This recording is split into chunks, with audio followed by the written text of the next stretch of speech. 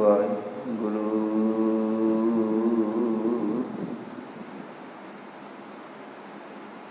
ਸਾਹਿਬ JIO.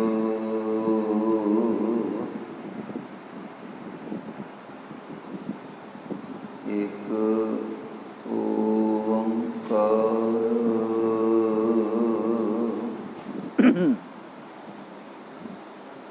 ਸਤਿਗੁਰ ਪ੍ਰਸਾਦ।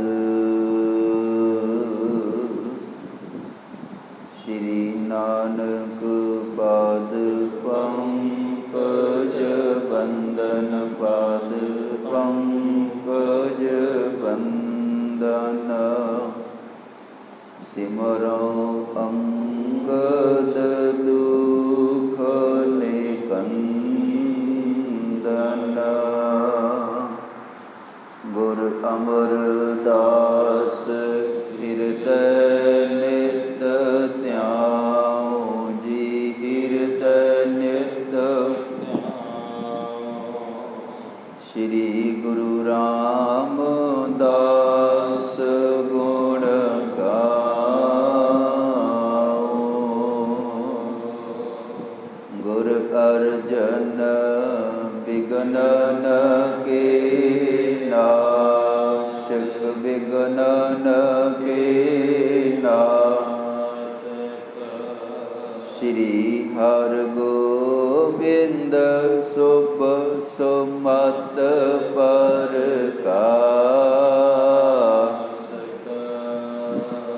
ਸ਼੍ਰੀ ਹਰਿ ਰਾਇ ਨਾਮੋ ਕਾਰ ਜੋਰੀ, ਨਾਮੋ ਕਾਰ ਜੋਰੀ।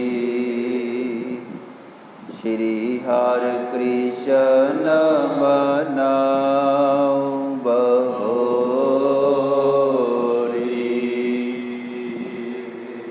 ਗੁਰ ਤੇਗ ਬਹਾਦਰ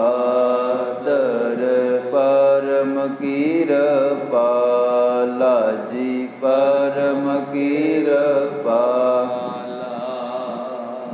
ਸ਼੍ਰੀ ਗੁਰੂ ਗੋਬਿੰਦ ਸਿੰਘ ਵਿਸਾਲਾ।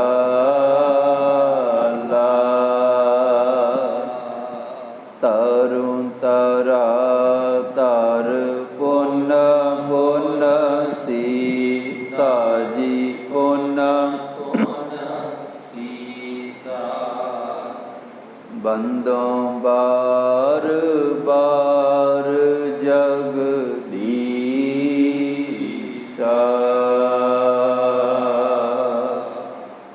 ਜਿਸ ਮਹਿ ਅੰਮ੍ਰਿਤ ਗਿਆਨ ਹੈ, ਮਾਨਕ ਭਗਤ ਬੈਰਾਗ।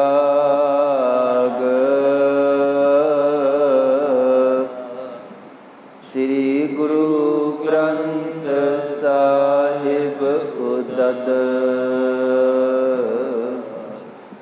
ਬੰਦੋਂ ਕਰ ਅਨਰਾਗ। ਏਕ ਓੰਕਾਰ ਸਤਿਗੁਰੂ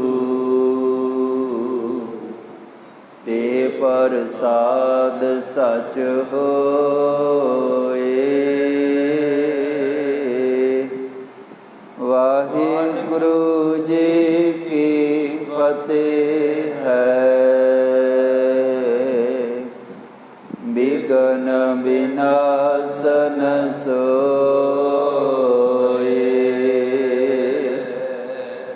ਵਾਹਿਗੁਰੂ ਜੀ ਕੀ ਫਤਿਹ ਹੈ। ਬਿਘਨ ਵਿਨਾਸ਼ਨ ਸੋਏ। ਵਾਹਿਗੁਰੂ ਜੀ ਮਰਦ ਦਿਆਤਨ ਕੋ ਦੁਖ ਭਰੇ, ਲੈ ਲੈ ਨਾਮ ਪੁਕਾਰਨ ਕਰੇ।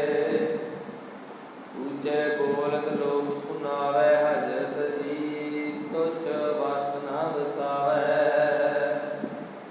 ਵਾਹਿਗੁਰੂ ਜੀ ਕਾ ਖਾਲਸਾ, ਵਾਹਿਗੁਰੂ ਜੀ ਕੀ ਫਤਿਹ। ਦੀਨ ਦੁਨੀ ਦੇ ਮਾਲਕ ਭਗਤ ਵਸ਼ਲ ਕਿਰਪਾ ਨਿਦਾਨ।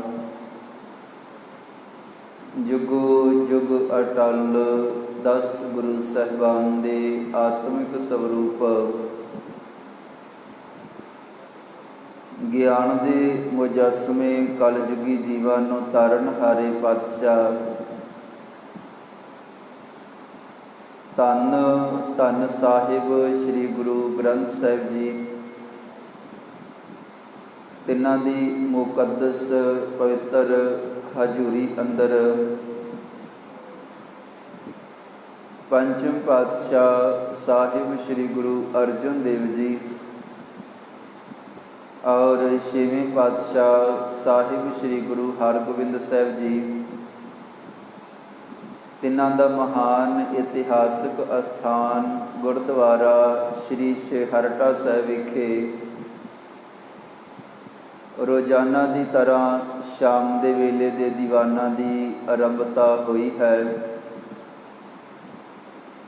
ਔਰ ਸਭ ਤੋਂ ਪਹਿਲਾਂ ਅਸੀਂ ਰਲ ਕੇ ਗੁਰ ਇਤਿਹਾਸ ਸਰਵਣ ਕਰਕੇ ਲਾਹਾ ਪ੍ਰਾਪਤ ਕਰਦੇ ਹਾਂ। ਉਪਰੰਤ ਗੁਰਬਾਣੀ ਦਾ ਕੀਰਤਨ ਔਰ ਰਹਿਰਾਸ ਸਾਹਿਬ ਜੀ ਦੇ ਜਾਪ ਆਪ ਜੀ ਸਰਵਣ ਕਰੋਗੇ। ਗਰੀਬ ਨਿਵਾਜ ਸਤਿਗੁਰੂ ਜੀ ਬਖਸ਼ਿਸ਼ ਕਰਨ, ਮਨ ਬਿਰਤੀ ਇਕਾਗਰ ਕਰਕੇ ਹਾਜ਼ਰੀ ਭਰਨ ਦਾ ਸਤਿਗੁਰੂ ਜੀ ਉਦਮ ਬਖਸ਼ਿਸ਼ ਕਰਨ। ਪਿਛਲੇ ਦੀਵਾਨਾਂ ਦੇ ਵਿੱਚ ਆਪਾਂ ਇਹ ਇਤਿਹਾਸ ਸਰਵਣ ਕੀਤਾ ਹੈ ਕਿ ਜਦੋਂ ਬਾਬਾ ਬਿਧੀ ਚੰਦ ਜੀ ਨੇ ਛੇਵੇਂ ਪਾਤਸ਼ਾਹ ਜੀ ਦੇ ਹੁਕਮ ਨੂੰ ਮੰਨਦਿਆਂ ਹੋਇਆਂ ਕਦੇ ਸਿੱਖਾਂ ਦੇ ਖੋਏ ਹੋਏ ਜਿਹੜੇ ਘੋੜੇ ਕਿਲੇ ਦੇ ਵਿੱਚ ਸਨ, ਬਾਦਸ਼ਾਹ ਦੇ ਕੋਲ ਵਾਰੀ ਵਾਰੀ ਜਾ ਕਰਕੇ ਜਦੋਂ ਬਾਬਾ ਬਿਧੀ ਚੰਦ ਜੀ ਨੇ ਵਾਪਸ ਲੈ ਆਉਂਦੇ ਹਨ ਤੇ ਬਾਬਾ ਬਿਧੀ ਚੰਦ ਜੀ ਘੋੜੇ ਲੈ ਕਰਕੇ ਜਦੋਂ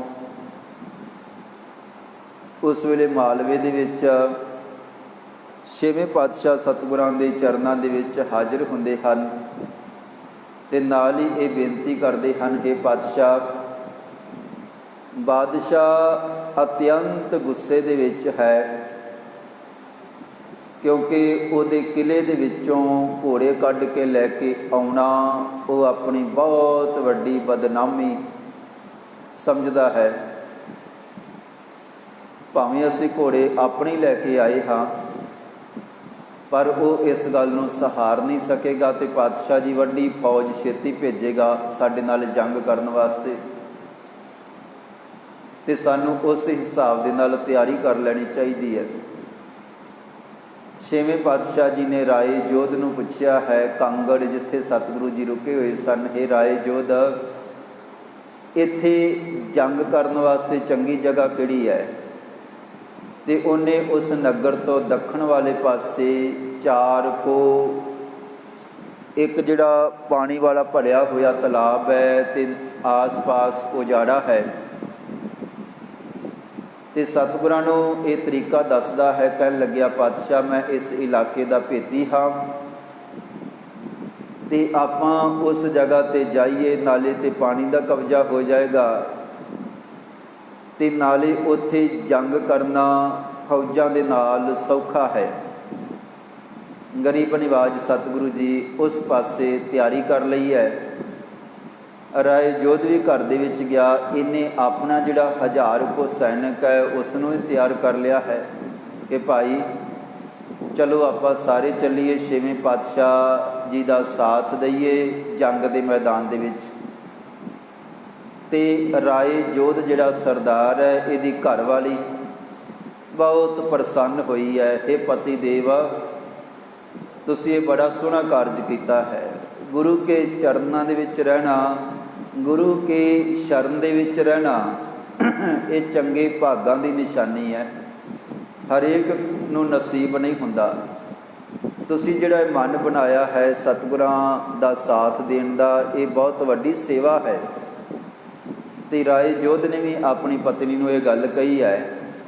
ਕਹਿਣ ਲੱਗਿਆ, ਮੈਂ ਸਤਿਗੁਰਾਂ ਦਾ ਸਾਥ ਕਦੇ ਵੀ ਨਹੀਂ ਛੱਡਾਂਗਾ ਚਾਹੇ ਮੈਨੂੰ ਭਾਵੇਂ ਜੰਗ ਦੇ ਮੈਦਾਨ ਦੇ ਵਿੱਚ ਪ੍ਰਾਣ ਵੀ ਤਿਆਗਣੇ ਪੈਣ, ਛੱਡਣੇ ਪੈਣ, ਪਰ ਮੈਂ ਜਿੱਧਰ ਛੇਵੇਂ ਪਾਤਸ਼ਾਹ ਜੀ ਕਹਿਣਗੇ, ਜੰਗ ਦੇ ਮੈਦਾਨ ਦੇ ਵਿੱਚ ਭਾਵੇਂ ਕਿੰਨਾ ਵੀ ਖਤਰਨਾਕ ਕੋਈ ਵੇਲਾ ਹੋਵੇ, ਮੈਂ ਆਪਣੇ ਕਦਮ ਪਿੱਛੇ ਨਹੀਂ ਕਰਾਂਗਾ, ਅੱਗੇ ਹੋ ਕੇ ਦੁਸ਼ਮਣਾਂ ਦੇ ਨਾਲ ਲੜਾਂਗਾ।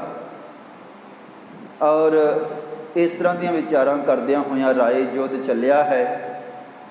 ਔਰ ਇਸ ਨੇ ਆਪਣਾ ਇੱਕ ਭਰਾ ਜਿਹੜਾ ਬੜਾ ਬਲੀ ਬਹਾਦਰ ਯੋਧਾ ਹੈ, ਉਹਨੂੰ ਵੀ ਨਾਲ ਲਿਆ ਹੈ। ਔਰ ਇਹ ਛੇਵੇਂ ਪਾਤਸ਼ਾਹ ਧੰਨ ਗੁਰੂ ਹਰਗੋਬਿੰਦ ਸਾਹਿਬ ਜੀ ਦੇ ਕੋਲ ਸੁਬਾਹ ਜਿੱਥੋਂ ਸਤਿਗੁਰਾਂ ਨੇ ਚੱਲਣਾ ਹੈ, ਇਹ ਇਕੱਠੇ ਹੋ ਗਏ।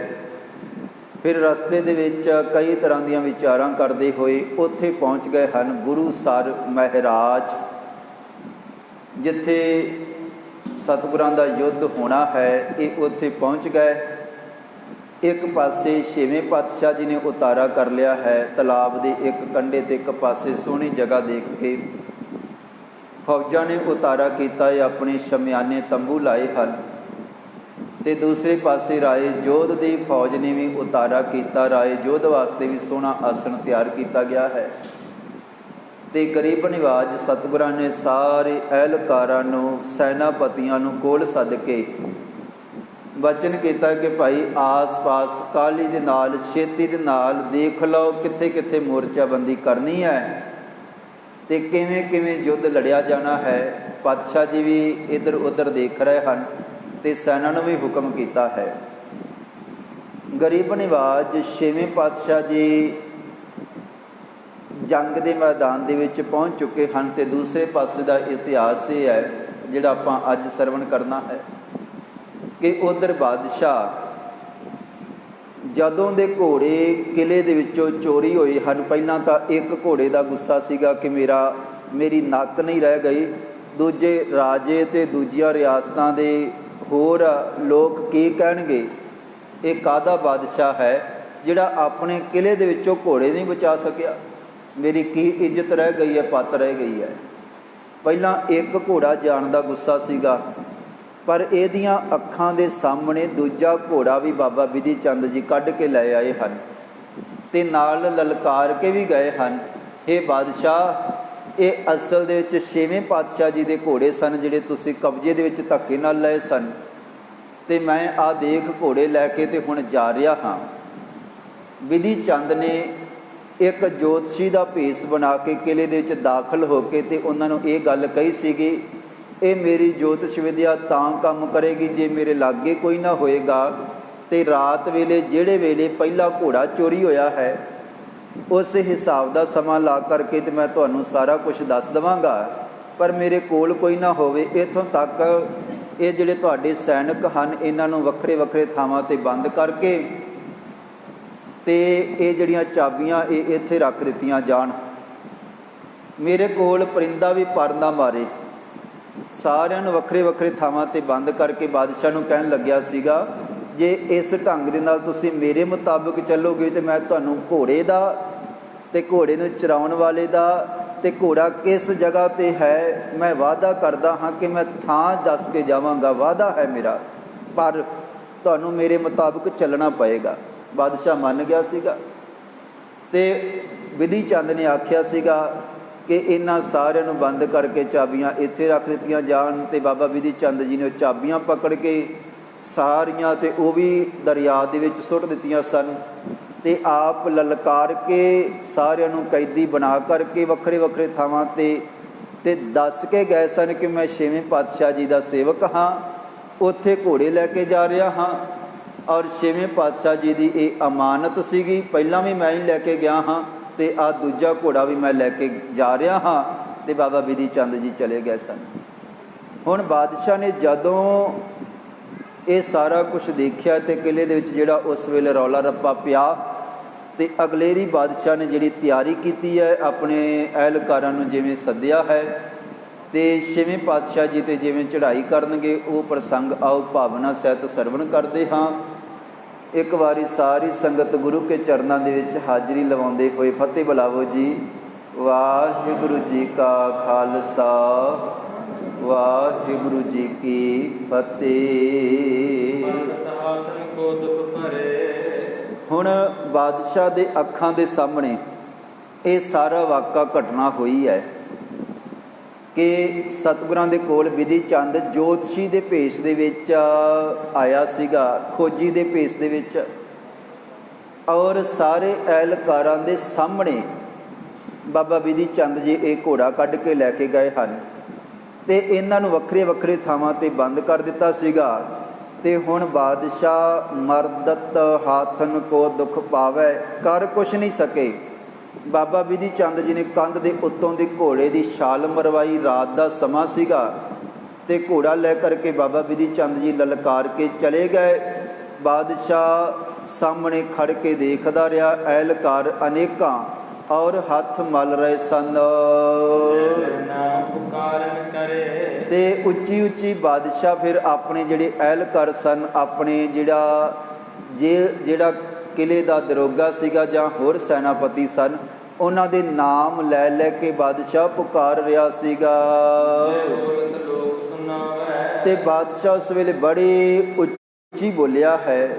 ਜਦੋਂ ਵਿਧੀ ਚੰਦ ਜੀ ਨੇ ਉੱਚੀ ਉੱਚੀ ਕਹਿ ਕੇ ਆਖਿਆ ਸੀਗਾ ਕਿ ਮੈਂ ਤਾਂ ਭਾਈ ਹੁਣ ਚੱਲਿਆ ਦੂਜਾ ਘੋੜਾ ਵੀ ਲੈ ਕਰਕੇ 6ਵੇਂ ਪਾਤਸ਼ਾਹ ਜੀ ਦੇ ਕੋਲ, ਤੇ ਉਹ ਫਿਰ ਬਾਦਸ਼ਾਹ ਉੱਚੀ ਉੱਚੀ ਬੋਲ ਕੇ ਸਾਰਿਆਂ ਨੂੰ ਸੁਣਾ ਰਿਹਾ ਸੀਗਾ। ਹਜ਼ਰਤ ਜੀ ਕਛ ਵਸ ਨਾ ਵਸਾਵੈ। ਔਰ ਸਾਰੇ ਐਲਕਾਰ ਜਿਹੜੇ ਸਾਥੀ ਬਾਦਸ਼ਾਹ ਦੇ ਹਨ ਕਹਿਣ ਲੱਗੇ, ਹੇ ਬਾਦਸ਼ਾਹ ਸਾਡੇ ਵੱਸ ਦੇ ਵਿੱਚ ਕੀ ਹੈ, ਕੁਛ ਵੀ ਨਹੀਂ, ਸਾਨੂੰ ਤਾਂ ਉਸਨੇ ਆਪ ਕੈਦੀ ਬਣਾ ਦਿੱਤਾ ਹੈ।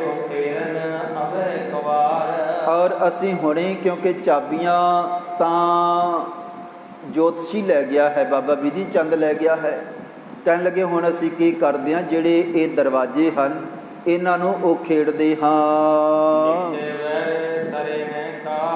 ਤੇ ਕਿਲੇ ਦੇ ਦਰਵਾਜ਼ੇ ਤੋੜਨ ਤੋਂ ਬਿਨਾ ਬਾਹਰ ਨਹੀਂ ਨਿਕਲਿਆ ਜਾਏਗਾ ਤੇ ਉਸ ਤੋਂ ਬਿਨਾ ਕਾਰਜ ਨਹੀਂ ਬਣੇਗਾ।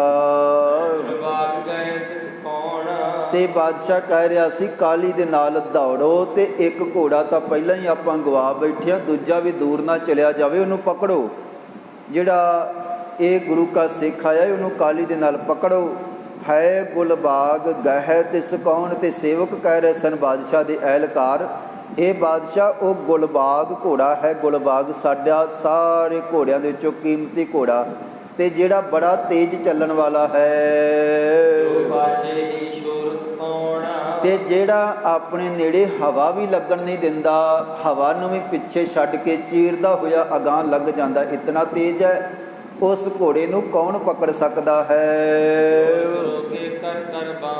ਔਰ ਜਿਹੜਾ ਉਸ ਵੇਲੇ ਕਿਲੇ ਦਾ ਦਰੋਗਾ ਹੈ, ਕੁਝ ਕੁ ਸਾਥੀਆਂ ਨੂੰ ਨਾਲ ਲੈ ਕਰਕੇ ਤੇ ਵੱਖਰੇ ਵੱਖਰੇ ਥਾਵਾਂ ਤੇ ਜਿਹੜੇ ਇਹ ਸੈਨਿਕ ਬੰਦ ਸਨ, ਇਹਨਾਂ ਨੇ ਹੁਲਾਰੇ ਮਾਰ ਮਾਰ ਕੇ ਕਈ ਤਰੀਕਿਆਂ ਦੇ ਨਾਲ ਦਰਵਾਜ਼ੇ ਤੋੜੇ ਹਨ।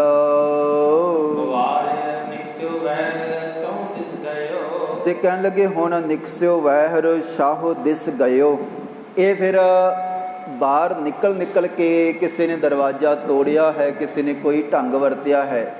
ਹੌਲੀ ਹੌਲੀ ਬਾਹਰ ਨਿਕਲ ਕੇ ਬਾਦਸ਼ਾਹ ਦੇ ਕੋਲ ਪਹੁੰਚੇ ਹਨ।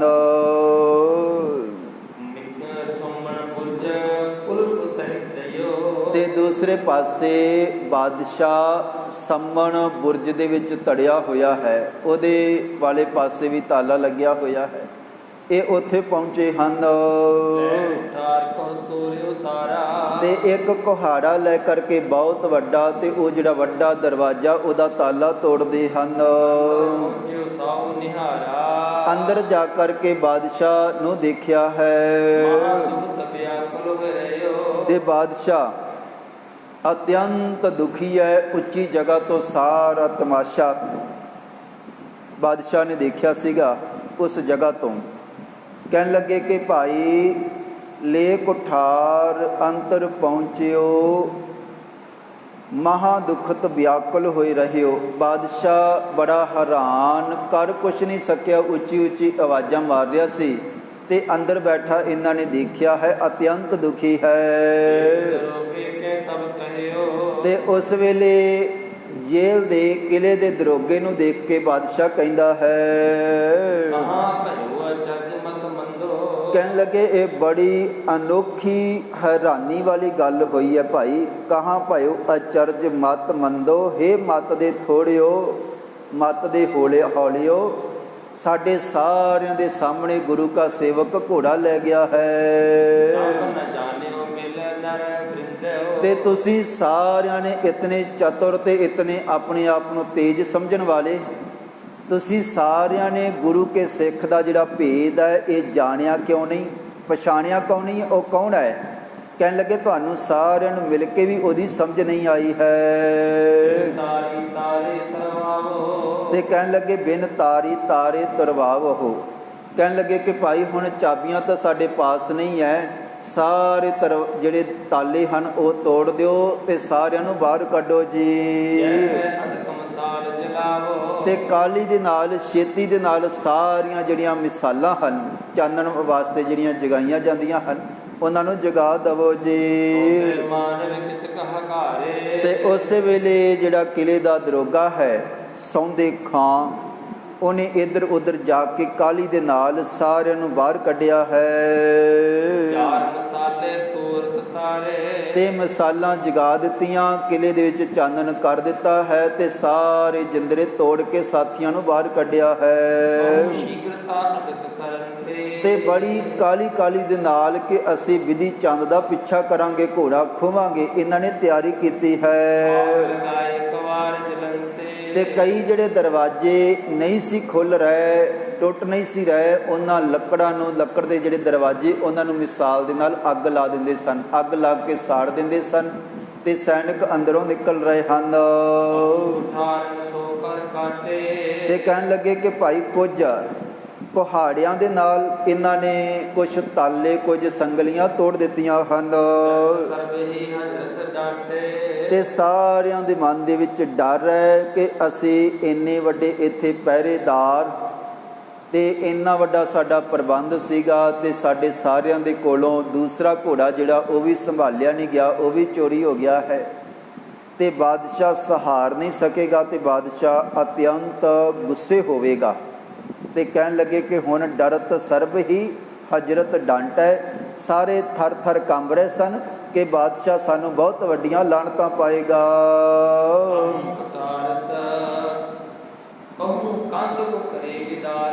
ਤੇ ਕਈਆਂ ਨੇ ਫਿਰ ਉਹ ਜਿਹੜੀ ਕੰਧ ਹੈ ਜਿੱਥੇ ਜਿੱਥੇ ਸੈਨਿਕ ਬੈਠੇ ਹੋਏ ਸਨ, ਅੰਦਰ ਤੜੇ ਹੋਏ ਹਨ, ਉਹਨਾਂ ਕੰਧਾਂ ਨੂੰ ਵੀ ਤੋੜਿਆ ਹੈ। ਤੇ ਥੋੜੇ ਕੁ ਸਮੇਂ ਦੇ ਵਿੱਚ ਸਾਰੇ ਜਿਹੜੇ ਕਿਲੇ ਦੇ ਸੈਨਿਕ ਸਨ, ਅਹਿਲਕਾਰ ਸਨ, ਜਿਤਨੇ ਵੀ, ਉਹਨਾਂ ਸਾਰਿਆਂ ਨੂੰ ਕੁਝ ਕੁ ਸਮੇਂ ਦੇ ਵਿੱਚ ਹੀ ਬਾਹਰ ਕੱਢ ਦਿੱਤਾ ਹੈ। ਤੇ ਸਾਰੇ ਕੈਦੀ ਆਜ਼ਾਦ ਹੋਏ ਹਨ। ਹੌਲੀ ਹੌਲੀ ਮੂੰਹ ਨੀਵੇਂ ਕਰਕੇ ਤੇ ਬਾਦਸ਼ਾਹ ਦੇ ਸਾਹਮਣੇ ਪੇਸ਼ ਹੋ ਰਹੇ ਹਨ, ਜਾ ਕੇ ਹਾਜ਼ਰ ਹੁੰਦੇ ਹਨ। ਸਾਰੇ ਨਗਰ ਦੇ ਵਿੱਚ ਲੋਕ ਹੈਰਾਨ ਰਹਿ ਗਏ ਹਨ, ਬੜੇ ਅਚੰਭਤ ਹੋਏ ਹਨ। ਕਮਾਲ ਦੀ ਗੱਲ ਹੈ, ਬਾਦਸ਼ਾਹ ਦੇ ਘਰ ਦੇ ਵੱਲੋਂ ਜਿਹੜਾ ਰੌਲਾ ਰੱਪਾ ਪੈ ਰਿਹਾ, ਇਹ ਲੱਗਦਾ ਫਿਰ ਕੁਛ ਚੋਰੀ ਹੋ ਗਿਆ ਹੈ। ਹੁਣ ਸਾਰਿਆਂ ਦੀ ਹੈਰਾਨੀ ਦੀ ਕੋਈ ਹੱਦ ਨਹੀਂ ਹੈ। ਤੇ ਜਦੋਂ ਜਦੋਂ ਕਿਸੇ ਕਿਸੇ ਨੂੰ ਪਤਾ ਲੱਗਦਾ ਹੈ ਕਿ ਦੂਸਰਾ ਘੋੜਾ ਵੀ ਚੋਰੀ ਹੋ ਗਿਆ ਹੈ, ਉਹ ਸਾਰੇ ਹੈਰਾਨ ਰਹਿ ਗਏ ਕਿ ਭਾਈ ਪਹਿਲਾਂ ਤਾਂ ਕਦੇ ਇਸ ਤਰ੍ਹਾਂ ਹੋਇਆ ਨਹੀਂ, ਕਦੇ ਕਿਸੇ ਦੀ ਜ਼ਰੂਰਤ ਨਹੀਂ ਪਈ ਕਿ ਬਾਦਸ਼ਾਹ ਦੇ ਕਿਲੇ ਦੇ ਲਾਗੇ ਵੀ ਜਿਹੜੇ ਘਰ ਸਨ ਉੱਥੇ ਵੀ ਕਦੇ ਚੋਰੀ ਨਹੀਂ ਸੀ ਹੋਈ। ਇਤਨੀ ਤਕੜੀ ਪਹਿਰੇਦਾਰੀ ਤੇ ਡਰ ਸੀਗਾ, ਬਾਦਸ਼ਾਹ ਦਾ ਖੌਫ ਸੀਗਾ। ਪਰ ਕੁਛ ਦਿਨ ਪਹਿਲਾਂ ਇੱਕ ਘੋੜਾ ਚੋਰੀ ਹੋਇਆ ਹੈ ਤੇ ਦੂਸਰਾ ਘੋੜਾ ਫਿਰ ਚੋਰੀ ਹੋ ਗਿਆ ਹੈ। ਕਮਾਲ ਦੀ ਗੱਲ, ਹੈਰਾਨੀ ਦੀ ਗੱਲ ਹੈ। ਸਾਰੇ ਅਚੰਭਤ ਹੋਏ ਹਨ ਤੇ ਸਾਰੇ ਨਰ ਨਾਰੀਆਂ, ਉੱਚੀ ਸਾਰੀ ਜਦੋਂ ਆਵਾਜ਼ਾਂ ਕਿਲੇ ਦੇ ਵਿੱਚੋਂ ਆਈਆਂ, ਆਸ-ਪਾਸ ਲੋਕ ਦੌੜੇ, ਕੁਝ ਬਾਦਸ਼ਾਹ ਦੇ ਸੈਨਿਕ ਦੌੜੇ ਕਿ ਚੋਰੀ ਕਰਕੇ ਉਹ ਪੁਰਸ਼ ਕਿੱਧਰ ਨੂੰ ਗਿਆ ਹੈ। ਤੇ ਨੇੜੇ ਨੇੜੇ ਦੇ ਘਰਾਂ ਦੇ ਨਰ ਨਾਰੀਆਂ ਸਾਰੇ ਜਾਗ ਪਏ ਹਨ ਤੇ ਹੌਲੀ ਹੌਲੀ ਸਾਰੇ ਆਸ-ਪਾਸ ਦੂਰ ਤੱਕ ਉੱਚੀ ਉੱਚੀ ਰੌਲਾ ਪਿਆ ਹੈ। ਤੇ ਇੱਕ ਦੂਜੇ ਨੂੰ ਪੁੱਛਦੇ ਹਨ ਕਿ ਭਾਈ ਕੀ ਹੋਇਆ ਹੈ। ਪਤਾ ਲੱਗਦਾ ਹੈ ਕਿ ਕੋਈ ਚੋਰ ਆਇਆ ਸੀਗਾ ਤੇ ਦੂਸਰਾ ਘੋੜਾ ਵੀ ਚੋਰੀ ਹੋ ਗਿਆ ਹੈ। ਕਹਿਣ ਲੱਗੇ ਕਿ ਉਸ ਵੇਲੇ ਜਦੋਂ ਪਤਾ ਲੱਗਦਾ ਹੈ ਤੇ ਸਾਰੇ ਹੈਰਾਨ ਹੋ ਜਾਂਦੇ ਹਨ ਕਿ ਗ੍ਰਾਮ ਹੁਤੋ ਸਮੀਪ ਸ਼ਾਹੋ ਜਹਾਂ ਕੋ ਬੂਝਤ ਭਏ, ਕਹਾਂ ਭਇਓ ਬੂਝਤ ਕੋ ਖਰੈ। ਕਿ ਭਾਈ ਇੱਕ ਦੂਜੇ ਨੂੰ ਪੁੱਛ ਰਹੇ ਹਨ ਕਿ ਭਾਈ ਕਿੱਧਰ ਨੂੰ ਗਿਆ ਇਹ ਪੁਰਸ਼। ਫੌਜੀ ਕਿਲੇ ਦੇ ਵਿੱਚੋਂ ਬਾਹਰ ਆਉਂਦੇ ਹਨ, ਆਮ ਲੋਕਾਂ ਤੋਂ ਇਸ ਤਰ੍ਹਾਂ ਪੁੱਛ ਰਹੇ ਹਨ ਕਹੋ ਪਾਵ ਕੌਣ ਬਣ ਬਲੀ। ਤੇ ਕਹਿਣ ਲੱਗੇ ਕਿ ਭਾਈ ਕਹੋ ਉਪਾਏ ਕੌਣ ਬਨ ਆਵੈ। ਕਿ ਭਾਈ ਹੁਣ ਕਿਹੜਾ ਉਪਾਅ ਹੋਵੇ, ਕਿਹੜਾ ਤਰੀਕਾ ਵਰਤੀਏ ਕਿ ਜਿਹਦੇ ਨਾਲ ਉਸ ਪੁਰਸ਼ ਨੂੰ ਤੇ ਤੇਜ਼ ਘੋੜੇ ਨੂੰ ਰੋਕ ਸਕੀਏ ਜਾਂ ਪਕੜ ਲਿਆਈਏ। ਤੇ ਕਹਿਣ ਲੱਗੇ ਕਿ ਭਾਈ ਲੈ ਅਬ ਗਇਓ ਨਾ ਪਕੜਿਓ ਜਾਵੇ। ਕਹਿਣ ਲੱਗੇ ਹੁਣ ਜਿਹੜਾ ਪੁਰਸ਼ ਹੈ ਬਾਬਾ ਬਿਧੀ ਚੰਦ ਉਹ ਤਾਂ ਘੋੜਾ ਹੁਣ ਲੈ ਗਿਆ ਹੈ ਤੇ ਬਾਦਸ਼ਾਹ ਦੇ ਕੁਛ ਅਹਿਲਕਾਰ ਕਹਿ ਰਹੇ ਹਨ ਕਿ ਭਾਈ ਹੁਣ ਉਹ ਪਕੜਿਆ ਨਹੀਂ ਜਾਏਗਾ। ਲੈ ਅਬ ਗਇਓ ਨਾ ਪਕੜਿਓ ਜਾਵੇ, ਕਿਉਂਕਿ ਜਿਹੜਾ ਘੋੜਾ ਬਾਬਾ ਬਿਧੀ ਚੰਦ ਜੀ ਦੇ ਪਾਸ ਹੈ ਇਤਨਾ ਤੇਜ਼ ਚੱਲਣ ਵਾਲਾ ਘੋੜਾ ਕਿਲੇ ਦੇ ਵਿੱਚ ਕੋਈ ਦੂਸਰਾ ਨਹੀਂ ਹੈ। ਉਹੀ ਦੋ ਘੋੜੇ ਸਨ, ਦਿਲਬਾਗ ਤੇ ਗੁਲਬਾਗ, ਜਿਹੜੇ ਸਭ ਤੋਂ ਵੱਧ ਗੁਣੀ ਤੇ ਸਭ ਤੋਂ ਵੱਧ ਤੇਜ਼ ਚੱਲਣ ਵਾਲੇ ਸਨ। ਹੁਣ ਉਹਨਾਂ ਨੂੰ ਵਾਪਸ ਨਹੀਂ ਲਿਆਂਦਾ ਜਾਏਗਾ, ਉਹ ਤਾਂ ਬੜੀ ਦੂਰ ਪਹੁੰਚ ਗਏ ਹੋਣਗੇ।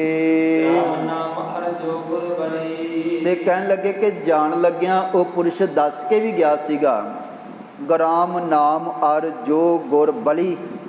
ਜਿਸ ਗ੍ਰਾਮ ਦੇ ਵਿੱਚ ਉਸਨੇ ਜਾਣਾ ਹੈ ਉਹ ਪੁਰਸ਼ ਦੱਸ ਕੇ ਵੀ ਗਿਆ ਸੀਗਾ ਜੋਤਸ਼ੀ, ਤੇ ਆਪਣੇ ਗੁਰੂ ਦਾ ਵੀ ਥਾਂ ਟਿਕਾਣਾ ਪਤਾ ਦੱਸ ਗਿਆ ਹੈ, ਲਲਕਾਰ ਕੇ ਗਿਆ ਹੈ। ਤੇ ਜਿੱਧਰ ਨੂੰ ਮੈਂ ਜਾ ਰਿਹਾ ਹਾਂ ਉਹ ਵੀ ਥਾਂ ਟਿਕਾਣਾ ਦੱਸ ਕੇ ਗਿਆ ਸੀਗਾ, ਕਿਉਂਕਿ ਉਹਨੇ ਪਹਿਲਾਂ ਵਾਅਦਾ ਕੀਤਾ ਸੀਗਾ ਕਿ ਮੈਂ ਜਾਣ ਲੱਗਿਆਂ ਸਾਰਾ ਕੁਝ ਦੱਸ ਕੇ ਜਾਵਾਂਗਾ। ਤੇ ਉਹਨੇ ਆਖਿਆ ਸੀਗਾ ਮੈਂ ਝੂਠ ਨਹੀਂ ਬੋਲਾਂਗਾ, ਮੈਂ ਪੱਕਾ ਥਾਂ ਟਿਕਾਣਾ ਸਹੀ ਦੱਸ ਕੇ ਜਾਵਾਂਗਾ। ਇਸ ਕਰਕੇ ਉਹ ਗੁਰੂ ਕਾ ਜਿਹੜਾ ਸੇਵਕ ਹੈ ਸਾਰਾ ਕੁਝ ਦੱਸ ਕੇ ਗਿਆ ਹੈ। ਤੇ ਕਹਿਣ ਲੱਗੇ ਕਿ ਭਾਈ ਕਹਿ ਇਹ ਗਇਓ ਲਖੋ ਬਹੁ ਬਲੀ, ਇਹ ਸਾਰਾ ਕੁਝ ਕਹਿ ਕੇ ਗਿਆ ਹੈ। ਤੇ ਜਿਹੜਾ ਉਹ ਪੁਰਸ਼ ਹੈ ਉਹ ਬੜਾ ਚਤੁਰ ਤੇ ਬਹੁਤ ਬਲੀ ਹੈ ਤੇ ਬੜਾ ਮਹਾਨ ਹੈ, ਗੁਰੂ ਕਾ ਵੱਡਾ ਸੇਵਕ ਹੈ।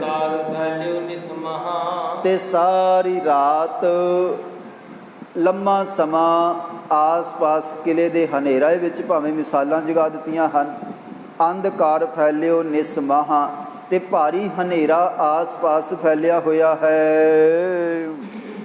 ਅਬ ਹੈ ਤਸਕਰ ਪ੍ਰਾਪਤ ਕਹਾਂ। ਤੇ ਬਾਦਸ਼ਾਹ ਕਹਿਣ ਲੱਗਾ ਕਿ ਭਾਈ ਹੁਣ ਤਾਂ ਉਹ ਜਿਹੜਾ ਘੋੜਾ ਹੈ ਇਸ ਵੇਲੇ ਤਾਂ ਸਾਨੂੰ ਪ੍ਰਾਪਤ ਨਹੀਂ ਹੋ ਸਕੇਗਾ। ਤੇ ਹੁਣ ਸੁਣਤ ਸ਼ਾਹੋ ਬਹੁ ਰਿਸ ਕਰ ਕਹਿਓ। ਗੁੱਸੇ ਦੇ ਵਿੱਚ ਆ ਕਰਕੇ ਬਾਦਸ਼ਾਹ ਨੇ ਸਾਰਿਆਂ ਨੂੰ ਸੰਬੋਧਨ ਕਰਦਿਆਂ ਹੋਇਆਂ ਕਿਹਾ ਹੈ, ਹੇ ਭਾਈ ਤੁਸੀਂ ਬੜੇ ਸਮਤਵਾਨ ਹੋ, ਬੜੇ ਸਿਆਣੇ ਹੋ, ਕਿਤਨੇ ਚਿਰ ਤੋਂ ਕਿਲੇ ਦੀ ਰਖਵਾਲੀ ਤੁਸੀਂ ਕਰ ਰਹੇ ਹੋ, ਕਿਨੋਂ ਸਮਤ ਕਰ ਚੋਰ ਨਾ ਲਹਿਓ। ਕਿ ਤੁਹਾਨੂੰ ਸਾਰਿਆਂ ਨੂੰ ਇਹ ਗੱਲ ਦਾ ਪਤਾ ਨਹੀਂ ਲੱਗਿਆ ਕਿ ਇਹ ਚੋਰ ਹੈ। 2 ਵਾਰੀ ਉਹ ਗੁਰੂ ਕਾ ਸਿੱਖ ਆਇਆ ਹੈ ਤੇ ਇਤਨੀ ਵੱਡੀ ਉਹ ਚੋਰੀ ਕਰਕੇ ਇੱਥੋਂ ਗਿਆ ਹੈ, ਤੇ ਤੁਹਾਨੂੰ ਸਾਰਿਆਂ ਨੂੰ ਪਤਾ ਕਿਉਂ ਨਹੀਂ ਲੱਗਿਆ ਹੈ। ਤੇ ਅੱਗੋਂ ਫਿਰ ਬਚਨ ਕੀਤਾ, ਕਹਿਣ ਲੱਗੇ ਕੇਤਕ ਦਿਵਸ ਅਗਾਰੀ ਰਹਿਓ। ਕੁਝ ਕੁ ਦਿਨ ਪਹਿਲਾਂ ਵੀ ਉਹ ਗੁਰੂ ਕਾ ਸੇਵਕ ਆਇਆ ਸੀਗਾ। ਬਾਦਸ਼ਾਹ ਹੁਣ ਗੁੱਸੇ ਦੇ ਵਿੱਚ ਕਹਿ ਰਿਹਾ ਹੈ ਕਿ ਪਹਿਲਾਂ ਵੀ ਉਹ ਗੁਰੂ ਕਾ ਸੇਵਕ ਬਾਬਾ ਬਿਧੀ ਚੰਦ ਪਹਿਲਾਂ ਵੀ ਇੱਕ ਵਾਰੀ ਆਇਆ ਹੈ। ਕੇਤਕ ਦਿਵਸ ਅਗਾਰੀ ਰਹਿਓ, ਤੇ ਪਹਿਲਾਂ ਘਾਈ ਬਣ ਕੇ ਲੰਮਾ ਸਮਾਂ ਕਿਲੇ ਦੇ ਵਿੱਚ ਰਹਿ ਕਰਕੇ ਤੇ ਇੱਕ ਵਾਰੀ ਚੋਰੀ ਕਰਕੇ ਉਹ ਘੋੜਾ ਪਹਿਲਾਂ ਲੈ ਕੇ ਗਿਆ ਹੈ। ਤੇ ਕਹਿਣ ਲੱਗੇ ਹੁਣ ਦੂਜੀ ਵਾਰੀ ਜਦੋਂ ਫਿਰ ਲੈ ਕੇ ਗਿਆ ਹੈ ਤੇ ਮੇਰਾ ਮਨ ਸੜ ਚੁੱਕਾ ਹੈ, ਮੇਰਾ ਤਨ ਗੁੱਸੇ ਦੇ ਵਿੱਚ ਭਰਿਆ ਹੋਇਆ ਹੈ, ਅੰਗ ਅੰਗ ਜਲ ਰਿਹਾ ਹੈ, ਹੁਣ ਮੈਂ ਬਰਦਾਸ਼ਤ ਨਹੀਂ ਕਰ ਸਕਾਂਗਾ। ਤੇ ਕਹਿਣ ਲੱਗੇ ਤੁਹਾਨੂੰ ਸਾਰਿਆਂ ਨੂੰ ਉਸਨੇ ਮੂਰਖ ਬਣਾ ਦਿੱਤਾ। ਇੱਕ ਗੁਰੂ ਕਾ ਸੇਵਕ ਆਇਆ ਹੈ ਤੇ ਸਾਨੂੰ ਸਾਰਿਆਂ ਨੂੰ, ਜਿਹੜੇ ਤੁਸੀਂ ਆਪਣੇ ਆਪ ਨੂੰ ਬੜੇ ਚਤੁਰ ਤੇ ਤੇਜ਼ ਸਮਝ ਰਹੇ ਸੀਗੇ, ਸਾਨੂੰ ਸਾਰਿਆਂ ਨੂੰ ਉਸਨੇ ਆਪਣੀ ਚਤੁਰਾਈ ਦੇ ਨਾਲ ਮੂਰਖ ਬਣਾ ਦਿੱਤਾ ਹੈ। ਤੇ ਜਿਹੜਾ ਬਹੁਤ ਮਹਾਨ ਤੇ ਤੇਜ਼ ਘੋੜਾ ਸੀਗਾ ਸਾਡਾ, ਉਸ ਨੂੰ ਅਚਾਨਕ ਲੈ ਕੇ ਦੌੜ ਗਿਆ ਹੈ। ਇਸ ਵੇਲੇ ਅੱਧੀ ਰਾਤ ਹੁਣ ਕੋਈ ਦੂਸਰਾ ਹੀਲਾ ਵਸੀਲਾ ਕੋਈ ਨਹੀਂ ਹੋ ਸਕੇਗਾ। ਤੇ ਕਹਿਣ ਲੱਗੇ ਗਇਓ ਸੋ ਗਇਓ ਨਾ ਪ੍ਰਾਪਤ ਹੋਈ। ਜਿਹੜਾ ਹੁਣ ਚਲਿਆ ਗਿਆ ਹੈ ਉਹ ਚਲਿਆ ਹੀ ਗਿਆ ਹੈ। ਅੱਧੀ ਰਾਤ ਇਸ ਵੇਲੇ ਤੱਕ ਕੁਛ ਵੀ ਹੁਣ ਹੱਥ ਨਹੀਂ ਆਵੇਗਾ। ਤੇ ਕਹਿਣ ਲੱਗਾ ਬਾਦਸ਼ਾਹ ਹੁਣ ਜਦੋਂ ਦਿਨ ਚੜ੍ਹੇਗਾ, ਬਸ ਦਿਨ ਚੜ੍ਹਨ ਦੀ ਦੇਰ ਹੈ ਤੇ ਤੁਸੀਂ ਤਿਆਰੀ ਕਰ ਲਵੋ। ਆਪਾਂ ਸਾਰਿਆਂ ਨੇ ਸੁਬਾਹ ਹੁੰਦਿਆਂ ਸਾਰ ਹੀ ਚੜ੍ਹਾਈ ਕਰਾਂਗੇ। ਤੇ ਜਾਂ ਤਾਂ ਫਿਰ ਅਸੀਂ ਵੱਡੀ ਸਾਰੀ ਤਿਆਰੀ ਕਰਕੇ ਤੇ ਛੇਵੇਂ ਪਾਤਸ਼ਾਹ ਧੰਨ ਗੁਰੂ ਹਰਗੋਬਿੰਦ ਸਾਹਿਬ ਜੀ ਦੇ ਕੋਲ ਇਹ ਜੋ ਸਿੱਖ ਘੋੜਾ ਲੈ ਕੇ ਪਹੁੰਚਿਆ ਹੈ, ਪਹਿਲਾਂ ਵੀ ਲੈ ਕੇ ਗਿਆ ਹੈ, ਜਾਂ ਤਾਂ ਛੇਵੇਂ ਪਾਤਸ਼ਾਹ ਜੀ ਨੂੰ ਸਤਿਗੁਰਾਂ ਨੂੰ ਪਕੜ ਲਵਾਂਗੇ। ਕੈ ਗੁਰ ਗਾਹੂ ਕੇ ਰਣ ਕਰ ਮਾਰੂ। ਇਤਨਾ ਗੁੱਸੇ ਦੇ ਵਿੱਚ ਬਾਦਸ਼ਾਹ ਆਇਆ ਹੈ। ਕਹਿਣ ਲੱਗਾ ਜਾਂ ਤਾਂ ਬੰਦੀ ਬਣਾ ਲਵਾਂਗਾ ਤੇ ਜਾਂ ਤਾਂ ਜੰਗ ਦੇ ਮੈਦਾਨ ਦੇ ਵਿੱਚ ਖਤਮ ਕਰ ਦੇਵਾਂਗਾ। ਤੇ ਕਹਿਣ ਲੱਗੇ ਮੇਰੇ ਕੋਲੋਂ ਕਦੇ ਵੀ ਸਾਰੇ ਲੋਕ ਤੇ ਦੂਸਰੇ ਬਾਦਸ਼ਾਹ, ਦੂਸਰੇ ਰਾਜੇ ਥਰ ਥਰ ਕੇ ਕੰਬਦੇ ਹਨ, ਮੇਰਾ ਭੈ ਮੰਨਦੇ ਹਨ, ਡਰ ਮੰਨਦੇ ਹਨ, ਮੇਰੇ ਅੱਗੇ ਭੇਟਾਵਾਂ ਲਿਆ ਕੇ ਰੱਖਦੇ ਹਨ। ਪਰ ਕਹਿਣ ਲੱਗੇ ਕਿ ਇਹ ਜਿਹੜੇ ਛੇਵੇਂ ਪਾਤਸ਼ਾਹ ਜੀ ਹਨ, ਮੁਝ ਤੇ ਤਰਾਸ ਨਹੀਂ ਕਬ ਕਰੈ। ਮੇਰੇ ਕੋਲੋਂ ਭੋਰਾ ਵੀ ਇਹ ਡਰਦੇ ਨਹੀਂ ਹਨ। ਤੇ ਜਦੋਂ ਵੀ ਮੌਕਾ ਬਣਦਾ ਹੈ ਤਲਵਾਰ ਖਿੱਚ ਕੇ ਤੇ ਮੇਰੇ ਨਾਲ ਲੜ ਪੈਂਦੇ ਹਨ। ਕਿਉਂਕਿ ਛੇਵੇਂ ਪਾਤਸ਼ਾਹ ਜੀ ਨੇ ਬਾਦਸ਼ਾਹ ਦੇ ਨਾਲ ਸਿੱਧਾ ਯੁੱਧ ਇੱਕ ਪਹਿਲਾਂ ਵੀ ਕੀਤਾ ਹੈ। ਪਹਿਲਾਂ ਵੀ ਸੈਨਾ ਬਾਦਸ਼ਾਹ ਦੀ ਆਈ ਸੀਗੀ, ਹਾਰ ਕੇ ਗਈ ਹੈ। ਤੇ ਬਾਦਸ਼ਾਹ ਕਹਿ ਰਿਹਾ ਹੈ ਕਿ ਛੇਵੇਂ ਪਾਤਸ਼ਾਹ ਜੀ ਲੋਕ ਸਾਰੇ ਡਰਦੇ ਹਨ, ਪਰ ਇਹ ਸਤਿਗੁਰੂ ਜੀ ਮੇਰਾ ਡਰ ਨਹੀਂ ਮੰਨਦੇ ਹਨ। ਤੇ ਕਹਿਣ ਲੱਗਾ ਪਰ ਹੁਣ ਮੈਂ ਵੱਡਾ ਭਾਰੀ ਜਿਹੜਾ ਲਸ਼ਕਰ ਹੈ ਉਹ ਲੈ ਕੇ ਜਾਵਾਂਗਾ। ਤੇ ਜਿੰਨਾ ਚਿਰ ਸਤਿਗੁਰਾਂ ਨੂੰ ਪਕੜ ਨਹੀਂ ਲੈਂਦਾ ਜਾਂ ਜੰਗ ਦੇ ਮੈਦਾਨ ਦੇ ਵਿੱਚ ਮਾਰ ਨਹੀਂ ਦਿੰਦਾ, ਉਹਨਾਂ ਚਿਰ ਬਣੋ ਸੁਖਾਰਾ, ਉਹਨਾਂ ਚਿਰ ਮੈਂ ਸੁਖੀ ਨਹੀਂ ਹੋਵਾਂਗਾ, ਮੈਨੂੰ ਸ਼ਾਂਤੀ ਨਹੀਂ ਮਿਲੇਗੀ। ਇਸ ਢੰਗ ਦੇ ਨਾਲ ਬਹੁਤ ਉੱਚੇ ਤੇ ਗੁੱਸੇ ਭਰੇ ਕਈ ਜਿਹੜੇ ਇੰਨੇ ਸ਼ਬਦ, ਕਈ ਜ਼ੁਬਾਨ ਤੋਂ ਬੜੇ ਗੁੱਸੇ ਭਰੇ ਕੁਝ ਇਸ ਤਰ੍ਹਾਂ ਗੁਰੂ ਸਾਹਿਬ ਪਾਤਸ਼ਾਹ ਧੰਨ ਗੁਰੂ ਹਰਗੋਬਿੰਦ ਸਾਹਿਬ ਜੀ ਦੇ ਵਿਰੁੱਧ ਕੁਝ ਬੋਲ ਬੋਲੇ ਹਨ। ਤੇ ਅੱਗ ਦੇ ਵਿੱਚ ਇਹ ਸੜ ਰਿਹਾ ਹੈ। ਰਿਸ ਅਗਨੀ ਤੇ ਮਨੋ ਜਲੰਤਾ। ਇੰਝ ਲੱਗਦਾ ਹੈ ਕਿ ਅੱਗ ਦੇ ਵਿੱਚ ਸੜ ਰਿਹਾ ਹੋਵੇ। ਤੇ ਕਹਿਣ ਲੱਗਾ ਹੁਣ ਭਾਈ ਸਾਰੇ ਲੋਕ ਜਿਹੜੇ ਇਕੱਠੇ ਹੋਏ ਸਨ ਕਿ ਤੁਸੀਂ ਆਪਣੇ ਆਪਣੇ ਘਰਾਂ ਦੇ ਵਿੱਚ ਰਾਤ ਦਾ ਵੇਲਾ ਚਲੇ ਜਾਵੋ। ਤੇ ਅਹਿਲਕਾਰਾਂ ਨੂੰ, ਆਪਣੇ ਸੈਨਾਪਤੀਆਂ ਨੂੰ ਬਾਦਸ਼ਾਹ ਇਕੱਠਿਆਂ ਕਰਕੇ ਕਹਿ ਰਿਹਾ ਹੈ ਕਿ ਜਦੋਂ ਦਿਨ ਚੜ੍ਹ ਜਾਏਗਾ ਪ੍ਰਾਤ ਹੋਤ ਤਿਆਰੀ ਕਰਵਾਵੋ। ਦਿਨ ਚੜ੍ਹਦਿਆਂ ਸਾਰੇ ਤੁਸੀਂ ਤਿਆਰ ਬਰ ਤਿਆਰ ਹੋ ਕੇ ਰਹਿਣਾ ਹੈ।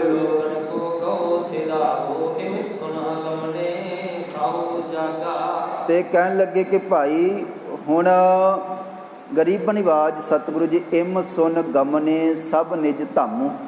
ਇਸ ਤਰ੍ਹਾਂ ਬਾਦਸ਼ਾਹ ਦੀ ਗੱਲ ਸੁਣ ਕੇ ਸਾਰੇ ਲੋਕ ਤੇ ਅਹਿਲਕਾਰ ਉਸ ਵੇਲੇ ਚਲੇ ਗਏ ਹਨ। ਔਰ ਇਹਨਾਂ ਨੇ ਫਿਰ ਰਾਤ ਜਿਹੜੀ ਹੈ ਬਾਕੀ ਲੋਕਾਂ ਨੇ ਬਤੀਤ ਕੀਤੀ ਹੈ। ਤੇ ਸੁਬਾਹ ਹੋਈ ਹੈ। ਆਮ ਦੂਸਰੇ ਲੋਕ ਤਾਂ ਭਾਵੇਂ ਆਰਾਮ ਕਰਨ ਲੱਗ ਪਏ ਹੁਣ, ਪਰ ਬਾਦਸ਼ਾਹ ਸਾਰੀ ਰਾਤ ਨਹੀਂ ਸੁੱਤਾ ਹੈ। ਇੱਕ ਛਿਨ ਵਾਸਤੇ ਵੀ ਇਹਦੀ ਅੱਖ ਨਹੀਂ ਲੱਗੀ। ਤੇ ਕਦੇ ਕਿਤੇ ਬੈਠ ਕੇ, ਕਦੇ ਕਿਸ ਤਰ੍ਹਾਂ ਬੈਠ ਕੇ ਸੋਚਦਾ ਹੈ ਕਿ ਮੈਂ ਕਿਹੜੇ ਢੰਗ ਦੇ ਨਾਲ ਹੁਣ ਛੇਵੇਂ ਪਾਤਸ਼ਾਹ ਜੀ ਦੇ ਨਾਲ ਜੰਗ ਕਰਾਂਗਾ। ਮੇਰੀ ਸੰਸਾਰ ਦੇ ਵਿੱਚ ਦੋ ਵੱਡੀਆਂ ਮੇਰੇ ਕਿਲੇ ਦੇ ਵਿੱਚ ਚੋਰੀਆਂ ਹੋਈਆਂ। ਮੇਰੇ ਸਭ ਤੋਂ ਚੰਗੇ ਘੋੜੇ ਜਿਹੜੇ ਉਹ ਚੋਰੀ ਹੋ ਗਏ ਹਨ ਤੇ ਮੇਰੀ ਕੋਈ ਇੱਜ਼ਤ ਨਾ ਰਹਿ ਗਈ ਹੈ, ਪੱਤ ਕੋਈ ਨਹੀਂ ਰਹਿ ਗਈ ਹੈ। ਤੇ ਇੱਕ ਛਿਨ ਵਾਸਤੇ ਵੀ ਬਾਦਸ਼ਾਹ ਸੁੱਤਾ ਨਹੀਂ ਹੈ। ਨਵੀਂ ਸੋ ਪਾਲਣ ਜਾਮਾ ਤੇ ਕਹਿਣ ਲੱਗੇ ਨਿੱਤ ਹੀ ਨਵਾਂ ਜਿਹੜਾ ਜਾਮਾ ਹੈ ਉਹ ਬਾਦਸ਼ਾਹ ਪਹਿਨਦਾ ਹੈ। ਕੋ ਸਭ ਕਲਿਆਏ ਤੇ ਸਾਰੇ ਹੁਣ ਬਾਦਸ਼ਾਹ ਦੀ ਗੱਲ ਸੁਣ ਕਰਕੇ ਤੇ ਚਲੇ ਗਏ। ਔਰ ਸੁਬਹ ਵਾਸਤੇ, ਕਿਉਂਕਿ ਸੁਬਹ ਦਿਨ ਚੜ੍ਹਦਿਆਂ ਸਾਰੀ ਤਿਆਰੀ ਕਰਨੀ ਹੈ, ਚੜ੍ਹਾਈ ਕਰਨੀ ਹੈ, ਆਪਣੀ ਆਪਣੀ ਸੈਨਾ ਨੂੰ ਕਹਿ ਕੇ ਤਿਆਰ ਕਰਨ ਲੱਗੇ ਹਨ। ਬੜੇ ਜਾਮੇ ਗੁਰ ਪਾਏ ਤੇ ਵੱਡੇ ਵੱਡੇ ਜਾਮੇ ਐਲਕਾਰਾਂ ਨੇ ਪਾਏ ਹੋਏ ਸਨ। ਦਿਨ ਚੜ੍ਹਿਆ ਹੈ, ਸਾਰੇ ਹੁਣ ਬਾਦਸ਼ਾਹ ਦੇ ਕੋਲ ਪਹੁੰਚੇ ਹਨ। ਦੀਵਾਨ ਸਾਹਿਬ ਜੀ ਤੇ ਬਾਦਸ਼ਾਹ ਨੇ ਦਿਨ ਚੜ੍ਹਦਿਆਂ ਸਾਰੀ ਵੱਡਾ ਦੀਵਾਨ ਲਗਾਇਆ ਹੈ। ਤੇ ਕਹਿਣ ਲੱਗੇ ਕਿ ਭਾਈ ਹੁਣ ਉਸ ਵੇਲੇ ਮੁਸਾਹਿਬ ਹੁਤੇ ਦੀਵਾਨ ਮੁਸਾਹਿਬ ਜਈ, ਬਾਦਸ਼ਾਹ ਦੇ ਹੁਕਮ ਦੇ ਵਿੱਚ ਸਾਰੇ ਲੋਕ ਐਲਕਾਰ ਤੇ ਜਿਹੜੇ ਬਾਦਸ਼ਾਹ ਦੇ ਸਲਾਹਕਾਰ ਸਨ, ਬਾਦਸ਼ਾਹ ਨੇ ਦਿਨ ਚੜ੍ਹਦਿਆਂ ਤੁਰੰਤ ਸਾਰੇ ਸੱਦ ਲਏ ਹਨ। ਮਹਾਸ਼ੂਰ ਕਹਿਲਾਵਤ ਕੇ ਤੇ ਜਿਹੜੇ ਮਹਾਨ ਯੋਧੇ ਸੈਨਾਪਤੀ ਜੰਗ ਦੇ ਮੈਦਾਨ ਦੇ ਵਿੱਚ ਬਹੁਤ ਵੱਡਾ ਜਿਹੜੇ ਤਜਰਬਾ ਰੱਖਦੇ ਸਨ, ਸਾਰੇ ਆ ਕੇ ਬਾਦਸ਼ਾਹ ਦੇ ਕੋਲ ਬੈਠੇ ਹਨ। ਤੇ ਜਿਨ੍ਹਾਂ ਜਿਹੜੇ ਕਹਿ ਜਾਂਦੇ ਸਨ ਦਿਮਾਗੀ ਤੌਰ ਤੇ ਬੜੇ ਤੇਜ ਤੇ ਚਤੁਰ ਹਨ, ਬਹੁਤ ਵੱਡੇ ਸਲਾਹਕਾਰ ਬਾਦਸ਼ਾਹ ਦੇ, ਸਮੇਂ ਸਮੇਂ ਦੇ ਨਾਲ ਜਿਹੜੇ ਬਾਦਸ਼ਾਹ ਨੂੰ ਸਲਾਹਾਂ ਦਿੰਦੇ ਹਨ। ਤੇ ਸਾਰਿਆਂ ਨੇ ਆ ਕੇ ਝੁਕ ਝੁਕ ਕੇ ਬਾਦਸ਼ਾਹ ਦੇ ਅੱਗੇ ਸਲਾਮ ਕਰਕੇ ਕੋਲ ਬੈਠ ਗਏ ਹਨ। ਤੇ ਆਪਣੇ ਤਨਾਂ ਦੇ ਉੱਪਰ ਉਹਨਾਂ ਨੇ ਬੜੇ ਸੁੰਦਰ ਅਨੇਕਾਂ ਤਰ੍ਹਾਂ ਦੇ ਲੰਬੇ ਲੰਬੇ ਜਿਹੜੇ ਵਸਤਰ ਉਹ ਪਹਿਨੇ ਹੋਏ ਸਨ। ਤੇ ਉਹਨਾਂ ਵਸਤਰਾਂ ਦੇ ਉੱਪਰ, ਕਿਉਂਕਿ ਬਾਦਸ਼ਾਹ ਦੇ ਖਾਸ ਸਲਾਹਕਾਰ ਹਨ, ਤੇ ਬਾਦਸ਼ਾਹ ਖੁਸ਼ ਹੋ ਕੇ ਬੜੇ ਇਨਾਮ ਦਿੰਦਾ ਹੈ, ਕੀਮਤੀ ਵਸਤਰ ਦਿੰਦਾ ਹੈ। ਬਹੁਤ ਸੁਮਤਵਾਨ ਤੇ ਬੜੇ ਸਿਆਣੇ ਇਹ ਸਲਾਹਕਾਰ ਕਹੇ ਜਾਂਦੇ ਸਨ। ਤੇ ਕੀਮਤੀ ਰਤਨਾਂ ਦੇ ਨਾਲ ਜੜੇ ਹੋਏ ਸੋਹਣੇ ਪੁਸ਼ਾਕੇ ਪਾ ਕਰਕੇ ਸਾਰੇ ਬਾਦਸ਼ਾਹ ਦੇ ਆ ਕੇ ਕੋਲ ਬੈਠੇ ਹਨ। ਤੇ ਇੱਕ ਸਹਿ ਪਾਤਸ਼ਾਹ ਧੰਨ ਗੁਰੂ ਹਰਗੋਬਿੰਦ ਸਾਹਿਬ ਜੀ ਦੇ ਚਰਨਾਂ ਤੇ ਭਰੋਸਾ ਰੱਖਣ ਵਾਲਾ ਇੱਕ ਬਾਦਸ਼ਾਹ ਦਾ ਅਹਿਲਕਾਰ ਵਜ਼ੀਰ ਖਾਂ ਵੀ ਪਹੁੰਚਿਆ ਹੈ। ਤੇ ਇਹ ਵੀ ਉਸ ਵੇਲੇ ਬੜਾ ਸਮਤਵਾਨ ਗਿਣਿਆ ਜਾਂਦਾ ਹੈ, ਇਹ ਵੀ ਹਾਜ਼ਰ ਹੋਇਆ ਹੈ। ਕਚਹਿਰੀ ਲੱਗ ਗਈ ਹੈ ਸੁਬਹ ਵਾਲੀ, ਤੇ ਸਾਰੇ ਸਿਆਣੇ ਸੂਝਵਾਨ ਬਾਦਸ਼ਾਹ ਦੇ ਦੁਆਲੇ ਬੈਠੇ ਹੋਏ ਹਨ। ਤੇ ਬਾਦਸ਼ਾਹ ਅੱਜ ਕਚਹਿਰੀ ਦੇ ਵਿੱਚ ਬੈਠਾ ਹੈ, ਚਿਹਰੇ ਤੇ ਭੋਰਾ ਵੀ ਪ੍ਰਸੰਨਤਾ ਨਹੀਂ ਹੈ, ਗੁੱਸਾ ਹੈ।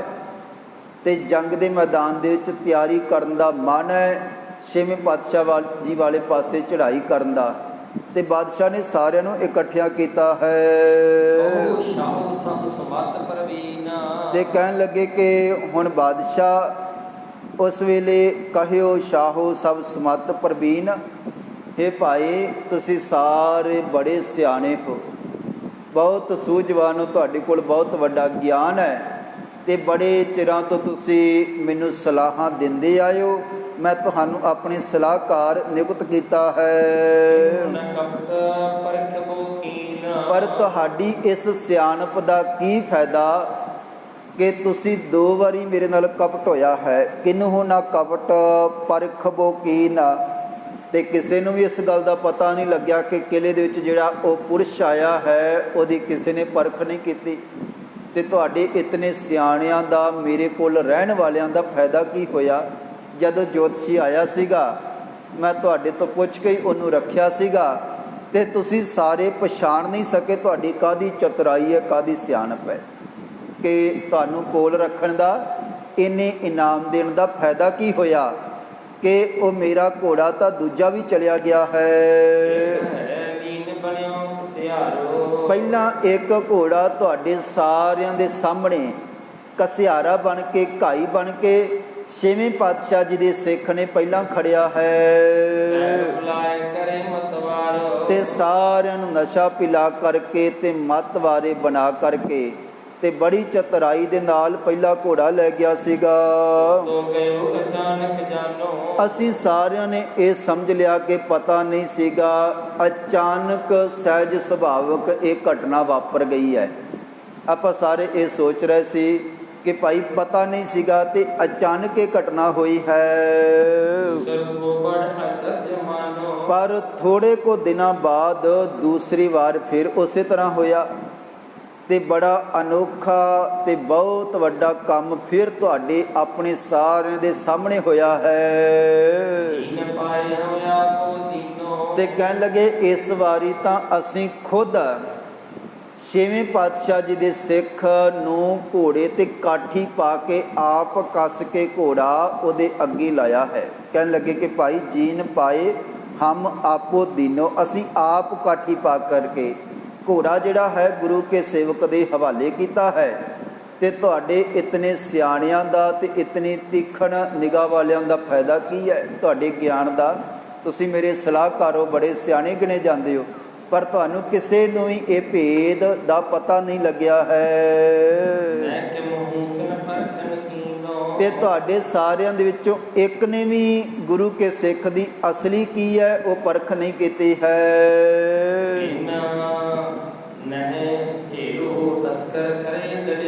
ਤੇ ਕਹਿਣ ਲੱਗੇ ਕਿ ਉਸ ਵੇਲੇ ਬਾਦਸ਼ਾਹ ਕਹਿ ਰਿਹਾ ਹੈ, ਹੀਰੋ ਤਸਕਰ ਕੇਰ ਦਲੇਰੀ।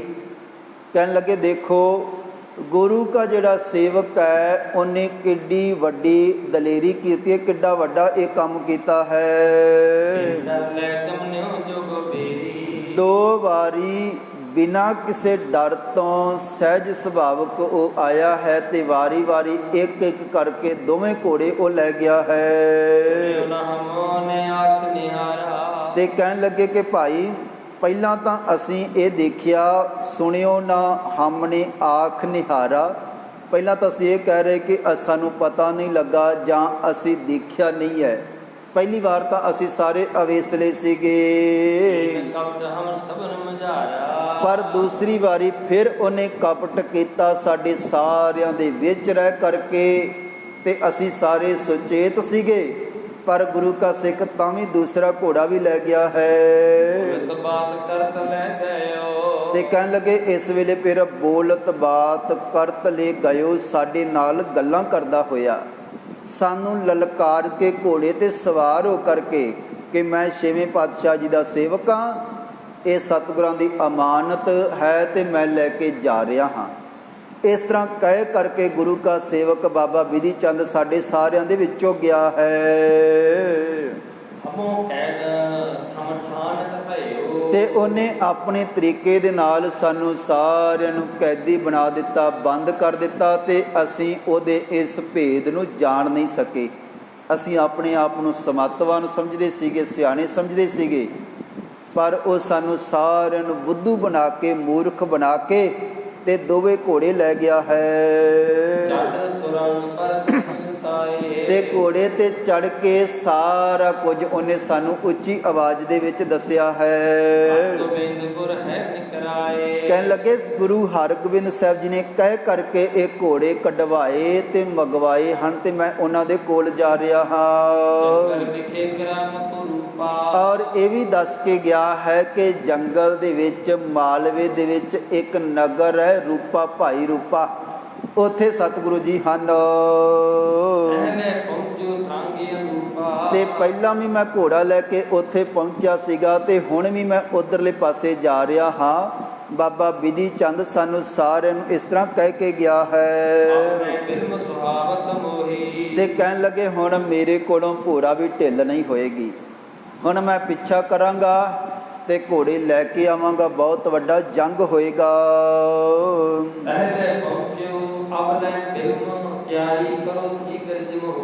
ਤੇ ਬਾਦਸ਼ਾਹ ਨੇ ਫਿਰ ਐਲਾਨ ਕਰ ਦਿੱਤਾ, ਕਹਿਣ ਲੱਗੇ ਜਿੰਨੀ ਵੀ ਛੇਤੀ ਹੋਵੇ, ਦਿਨ ਚੜਿਆ ਹੋਇਆ ਹੈ, ਸਾਰੇ ਸਿਆਣੇ ਸੂਝਵਾਨ ਅਹਿਲਕਾਰ ਮੰਤਰੀ ਵਜ਼ੀਰ ਸਾਰੇ ਬਾਦਸ਼ਾਹ ਦੇ ਕੋਲ ਬੈਠੇ ਹਨ। ਤੇ ਕਹਿਣ ਲੱਗੇ ਕਿ ਭਾਈ ਹੁਣ ਤਿਆਰੀ ਕਰੋ, ਸ਼ੀਘਰ ਜਿਮ ਹੋਈ, ਜਿਤਨੀ ਵੀ ਜਲਦੀ ਹੋ ਸਕੇ ਝਾਟੀ ਸਾਰੇ ਤਿਆਰ ਪਰ ਤਿਆਰ ਹੋ ਜਾਵੋ। ਤੇ ਕਹਿਣ ਲੱਗੇ ਉਸ ਵੇਲੇ ਉਸ ਜਗ੍ਹਾ ਤੇ ਜਿੱਥੇ ਬਾਦਸ਼ਾਹ ਸੁਭਾਈ ਮਾਨ ਹੈ ਬੈਠਾ ਹੋਇਆ ਹੈ, ਬਹੁਤ ਖੂਬਸੂਰਤ ਰਤਨ ਗਹਿਣੇ ਜੜੇ ਹੋਏ ਹਨ।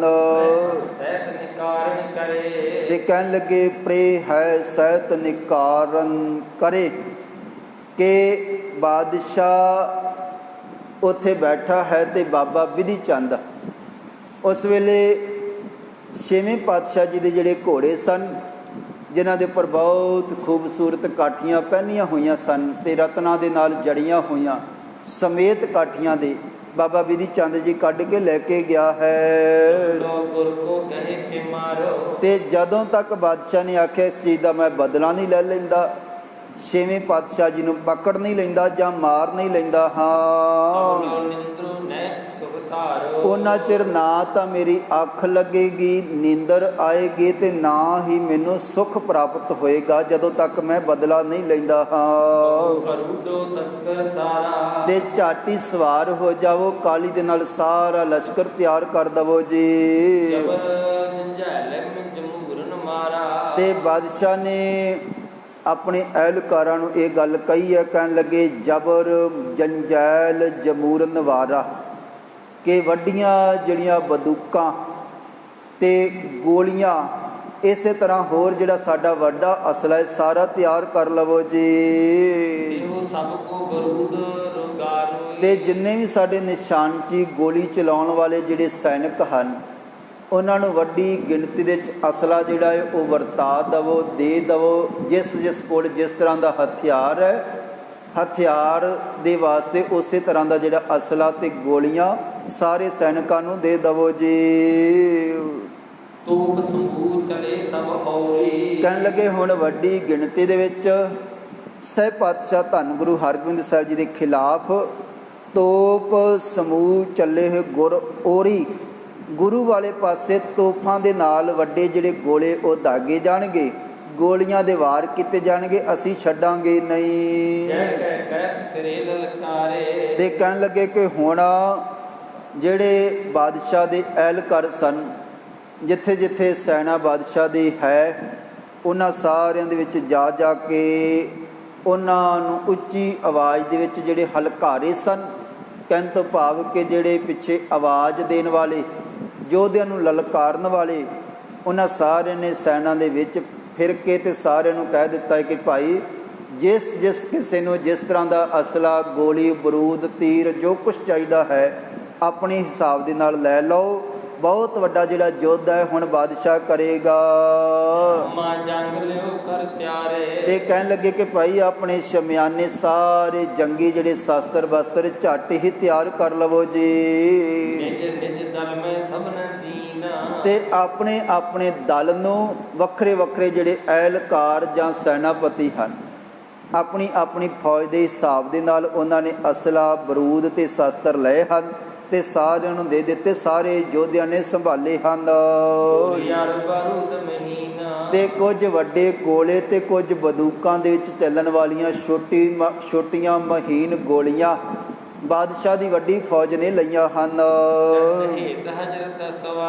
ਤੇ ਬਾਦਸ਼ਾਹ ਦੇ ਚੜ੍ਹਨ ਵਾਸਤੇ, ਬਾਦਸ਼ਾਹ ਦੀ ਸਵਾਰੀ ਵਾਸਤੇ ਵੀ ਤਿਆਰੀ ਕੀਤੀ ਗਈ ਹੈ।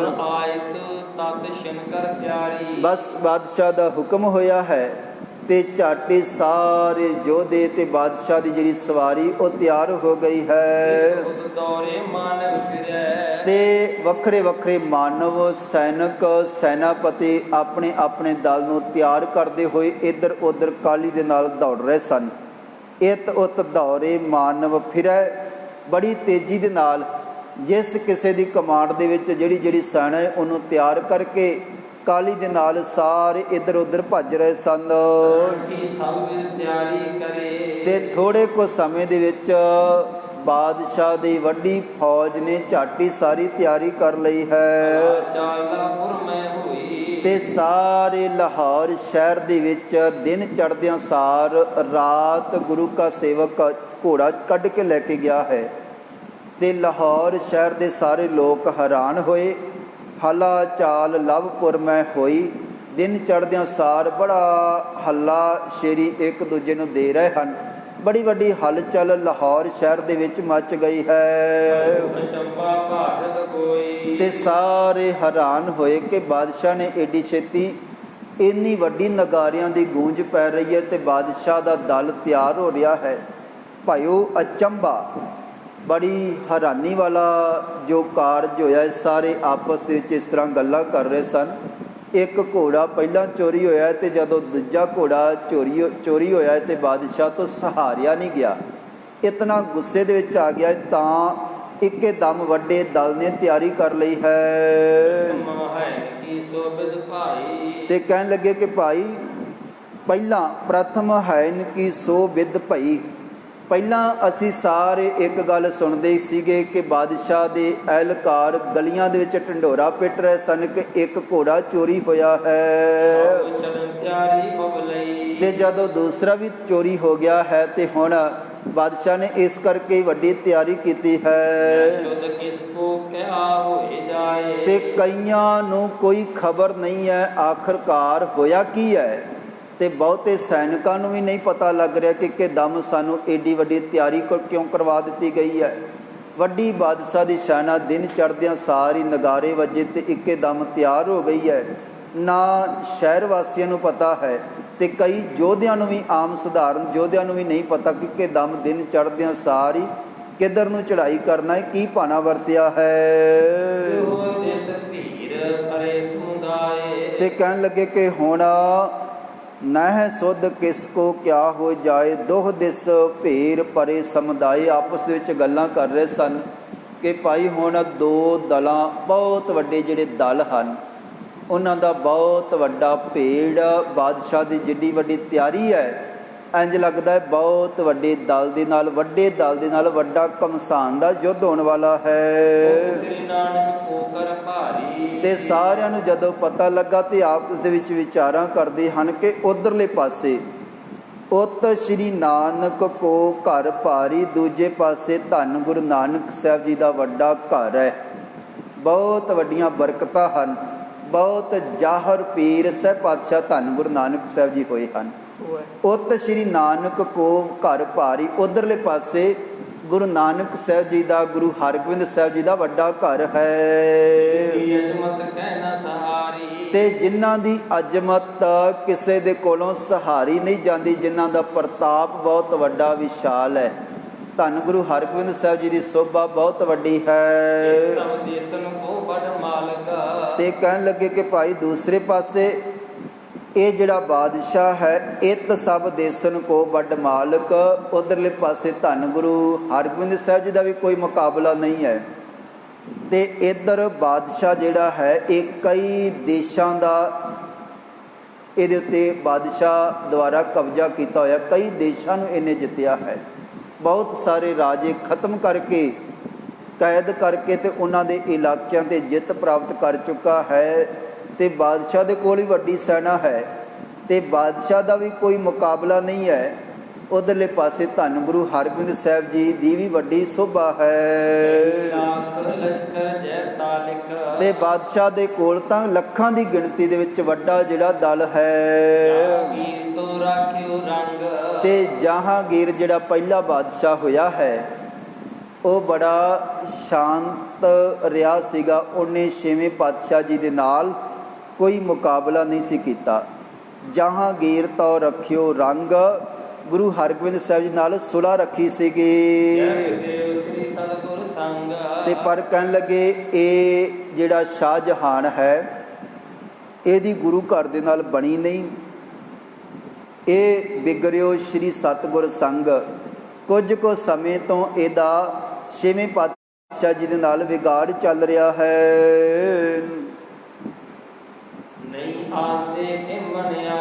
ਤੇ ਕਹਿਣ ਲੱਗੇ ਬਾਦਸ਼ਾਹ ਸ਼ਾਹਜਹਾਨ ਦੀ ਸ਼ੁਰੂ ਤੋਂ ਹੀ 6ਵੇਂ ਪਾਤਸ਼ਾਹ ਜੀ ਦੇ ਨਾਲ ਬਣ ਨਹੀਂ ਆਈ। ਜਹਾਂਗੀਰ ਗੁਰੂ ਘਰ ਦੇ ਨਾਲ ਸ਼ਾਂਤ ਰਿਹਾ ਸੀਗਾ ਕਿ ਪਰ ਬਾਦਸ਼ਾਹ ਨਹੀਂ, ਕਿਉਂਕਿ ਬਾਦਸ਼ਾਹ ਪਹਿਲਾਂ ਵੀ ਇੱਕ ਬਾਜ ਦੇ ਕਰਕੇ ਗੁਰੂ ਹਰਗੋਬਿੰਦ ਸਾਹਿਬ ਨਾਲ ਲੜਾਈ ਕਰ ਚੁੱਕਾ ਹੈ ਤੇ ਦੁਬਾਰਾ ਫਿਰ ਹੁਣ ਚੜ੍ਹਾਈ ਕਰਨ ਲੱਗਿਆ ਹੈ। ਤੇ ਸਾਰੇ ਵਿਚਾਰ ਕਰਦੇ ਹਨ ਕਿ ਬਾਦਸ਼ਾਹ ਦੀ ਸਤਿਗੁਰਾਂ ਦੇ ਨਾਲ ਨਹੀਂ ਬਣੀ ਹੈ।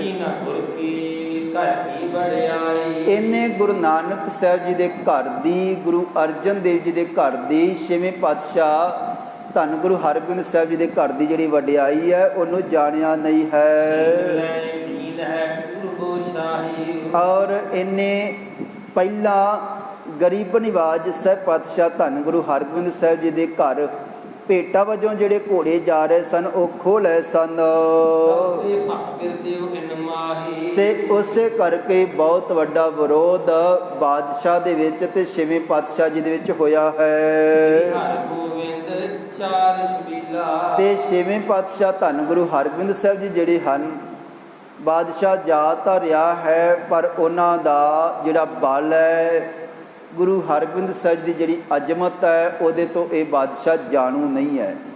ਸ਼੍ਰੀ ਹਰਗੋਬਿੰਦ ਚਾਰ ਛਬੀਲਾ, ਸਤਿਗੁਰੂ ਜੀ ਬੜੇ ਜਿੱਥੇ ਸੋਹਣੇ ਸੁਨੱਖੇ ਹਨ, ਉੱਥੇ ਦਲਾਂ ਦੇ ਦਲਾਂ ਨੂੰ ਖਤਮ ਕਰਨ ਵਾਲੇ ਬੜੇ ਬਹਾਦਰ ਵੀਰ ਯੋਧੇ ਹਨ ਸਾਹਿਬ ਪਾਤਸ਼ਾਹ ਧੰਨ ਗੁਰੂ ਹਰਗੋਬਿੰਦ ਸਾਹਿਬ ਜੀ। ਖੁਦ ਇੱਕ ਮਹਾਨ ਵੱਡੇ ਜਰਨੈਲ ਹਨ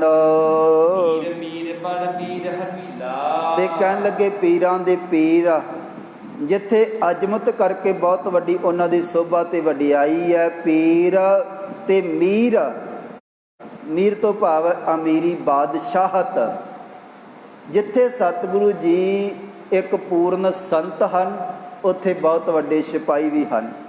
ਪੀਰ ਮੀਰ ਵੱਡ ਵੀਰ ਹਠੀਲਾ ਤੇ ਬੜਾ ਹੱਠ ਕਰਨ ਵਾਲਾ, ਬੜਾ ਤੇਜ਼ ਅੜਨ ਵਾਲਾ ਜੰਗ ਦੇ ਮੈਦਾਨ ਦੇ ਵਿੱਚ ਛੇਵੇਂ ਪਾਤਸ਼ਾਹ ਜੀ ਇੱਕ ਵੱਡੇ ਯੋਧੇ ਹਨ। ਤੇ ਕਹਿਣ ਲੱਗੇ ਪਹਿਲਾਂ ਛੇਵੇਂ ਪਾਤਸ਼ਾਹ ਜੀ ਨੇ ਇੱਕ ਬਾਜ ਜਿਹੜਾ ਉਹਨਾਂ ਦੇ ਕੋਲ ਉੱਡਦਾ ਹੋਇਆ ਗਿਆ ਸੀਗਾ ਤੇ ਸਤਿਗੁਰਾਂ ਨੇ ਪਕੜ ਲਿਆ ਸੀਗਾ। ਬਾਦਸ਼ਾਹ ਨੇ ਉਦੋਂ ਵੀ ਬਲ ਲਾਇਆ ਸੀ ਪਰ ਪਾਤਸ਼ਾਹ ਜੀ ਨੇ ਉਹ ਬਾਜ ਨਹੀਂ ਸੀ ਦਿੱਤਾ, ਉਹਦੇ ਕਰਕੇ ਲੜਾਈ ਵੀ ਹੋਈ ਸੀਗੀ ਤੇ ਛੇਵੇਂ ਪਾਤਸ਼ਾਹ ਜੀ ਨੇ ਜਿੱਤੀ ਵੀ ਸੀਗੀ। ਤੇ ਹੁਣ ਜਿਹੜਾ ਛੇਵੇਂ ਪਾਤਸ਼ਾਹ ਜੀ ਦਾ ਇਹਨਾਂ ਨੇ ਘੋੜੇ ਖੋਏ ਸਨ ਤੇ ਸਤਿਗੁਰਾਂ ਨੇ ਉਹ ਬਦਲਾ ਆਪਣਾ ਸੇਵਕ ਵਿਧੀ ਚੰਦ ਭੇਜ ਕੇ ਲੈ ਲਿਆ ਹੈ। ਨਗਰ ਦੇ ਵਿੱਚ ਸਾਰੇ ਲੋਕ ਨਰ ਨਾਰੀਆਂ ਆਪਸ ਦੇ ਵਿੱਚ ਇਸ ਤਰ੍ਹਾਂ ਗੱਲਾਂ ਕਰਦੇ ਹੋਏ ਇਹ ਵਿਚਾਰਾਂ ਕਰ ਰਹੇ ਹਨ ਕਿ ਇਹ ਜੰਗ ਦਾ ਕਾਰਨ ਕੀ ਹੈ। ਤੇ ਕਹਿਣ ਲੱਗੇ ਕਿ ਭਾਈ ਲਰੇ ਮਹਾਯੁਗ ਸਗਲੇ ਲਹਿ, ਇਹ ਦੋ ਮਹਾਨ ਯੋਧੇ ਜੰਗ ਦੇ ਮੈਦਾਨ ਦੇ ਵਿੱਚ ਦੋ ਵੱਡੇ ਦਲ ਲੜਨਗੇ, ਸਾਰੀ ਦੁਨੀਆ ਤੱਕੇਗੀ। ਤੇ ਬਾਦਸ਼ਾਹ ਨੇ ਲਾਹੌਰ ਵਾਲੇ ਪਾਸੇ ਸਾਰੀ ਜਿਹੜੀ ਵੱਡੀ ਤਿਆਰੀ ਉਹ ਪੂਰੀ ਕਰ ਲਈ ਹੈ। ਹੁਣ ਬਾਦਸ਼ਾਹ ਦੀ ਇੱਛਾ ਹੈ ਕਿ ਇੱਕ ਬਹੁਤ ਵੱਡਾ ਜਿਹੜਾ ਹਮਲਾ ਹੈ ਉਹ ਕੀਤਾ ਜਾਵੇ ਔਰ ਬਾਦਸ਼ਾਹ ਦੀ ਜਿਹੜੀ ਸੈਨਾ ਹੈ ਉੱਥੋਂ ਚੱਲੀ ਹੈ ਲਾਹੌਰ ਤੋਂ। ਇੱਥੇ ਜਿਹੜਾ ਪ੍ਰਸੰਗ ਹੈ 40ਵਾਂ ਉਹ ਸਮਾਪਤ ਹੋਇਆ ਹੈ।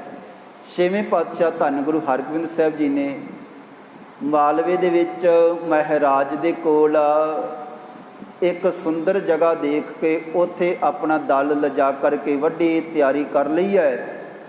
ਇੱਧਰ ਬਾਦਸ਼ਾਹ ਵੀ ਆਪਣਾ ਵੱਡਾ ਜਿਹੜਾ ਦਲ ਹੈ ਉਹਨੂੰ ਤਿਆਰ ਕਰਕੇ ਤੇ ਜਿਵੇਂ ਚਾਲੇ ਪਾਏਗਾ ਤੇ ਲੜੇਗਾ। ਆਉਣ ਵਾਲੇ ਸਮੇਂ ਦੇ ਵਿੱਚ ਆਪਾਂ ਇਹ ਸਾਰਾ ਪ੍ਰਸੰਗ ਸਰਵਣ ਕਰਾਂਗੇ। ਆਪ ਸਮੂਹ ਸੰਗਤ ਦਾ ਧੰਨਵਾਦ, ਸ਼ੁਕਰਾਨਾ। ਭਾਵਨਾ ਸਹਿਤ ਆਪ ਸਮੂਹ ਸੰਗਤ ਨੇ ਹਾਜ਼ਰੀ ਭਰੀ ਹੈ। ਆਓ ਕੁਝ ਕੁ ਸਮਾਂ ਆਪਾਂ ਹਰ ਰੋਜ਼ ਸਿਮਰਨ ਦੇ ਵਿੱਚ ਹਾਜ਼ਰੀ ਭਰਦੇ ਹਾਂ।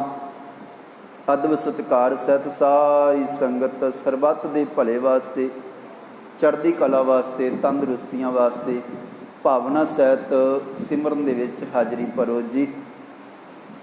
ਵਾਹਿਗੁਰੂ ਵਾਹਿਗੁਰੂ ਵਾਹਿਗੁਰੂ ਵਾਹਿਗੁਰੂ ਵਾਹਿਗੁਰੂ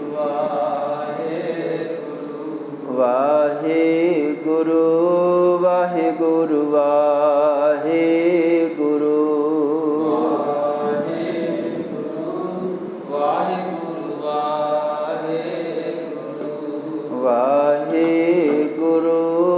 ਵਾਹਿਗੁਰੂ ਵਾਹਿਗੁਰੂ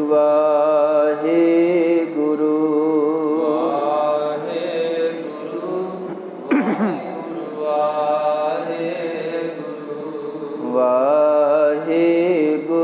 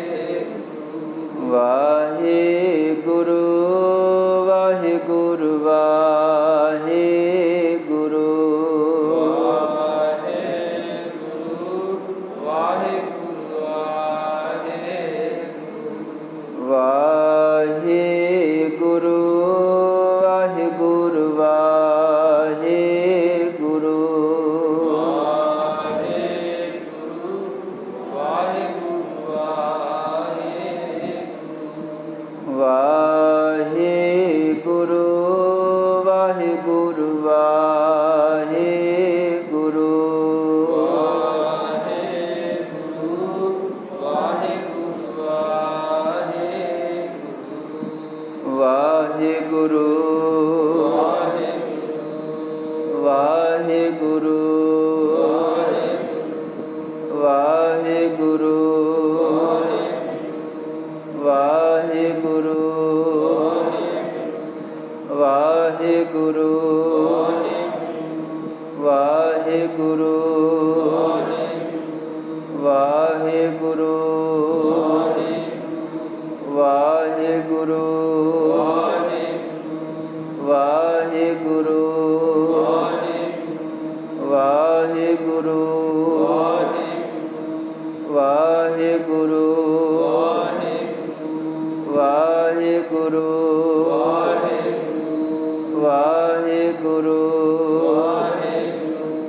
ਵਾਹਿਗੁਰੂ ਵਾਹਿਗੁਰੂ ਵਾਹਿਗੁਰੂ ਨਾਨਕ ਨਾਮ ਚੜ੍ਹਦੀ ਕਲਾ, ਤੇਰੀ ਬਾਣੀ ਸਰਬੱਤ ਦਾ ਭਲਾ। ਹੇ ਗੋਬਿੰਦ ਹੇ ਗੋਪਾਲ ਹੇ ਦਇਆਲ ਲਾਲ, ਪ੍ਰਾਨਨਾਥ ਅਨਾਥ ਸਖੇ ਦੀਨ ਦਰਦ ਨਿਵਾਰ। ਹੇ ਸਮਰੱਥ ਅਗਮ ਪੂਰਨ ਮੋਹਿ ਮਇਆ, ਅੰਧਕੂਪ ਮਹਾਪਿਆਨ ਨਾਨਕ ਪਾਰ। ਆਏ ਪ੍ਰਭ ਸਰਨਾਗਤੀ ਕਿਰਪਾ ਨਿਧ ਦਇਆਲ। ਏਕ ਅੱਖਰ ਹਰ ਮਨ ਬਸਤ, ਨਾਨਕ ਹੋਤ ਨਿਹਾਲ। ਏਕ ਅੱਖਰ ਹਰ ਮਨ ਬਸਤ, ਨਾਨਕ ਹੋਤ ਨਿਹਾਲ। ਵਾਹਿਗੁਰੂ ਜੀ ਕਾ ਖਾਲਸਾ, ਵਾਹਿਗੁਰੂ ਜੀ ਕੀ ਫਤਿਹ। ਸਿੱਖ ਧਰਮ ਦੀ ਹਰ ਗਤੀਵਿਧੀ ਅਤੇ ਗੁਰਬਾਣੀ ਵਾਸਤੇ ਹੁਣੇ ਸਬਸਕ੍ਰਾਈਬ ਕਰੋ ਗੁਰਬਾਣੀ ਅਖੰਡ ਬਾਣੀ ਅਤੇ ਨੋਟੀਫਿਕੇਸ਼ਨਸ ਵਾਸਤੇ ਬੈਲ ਨੂੰ ਰਿੰਗ ਕਰੋ।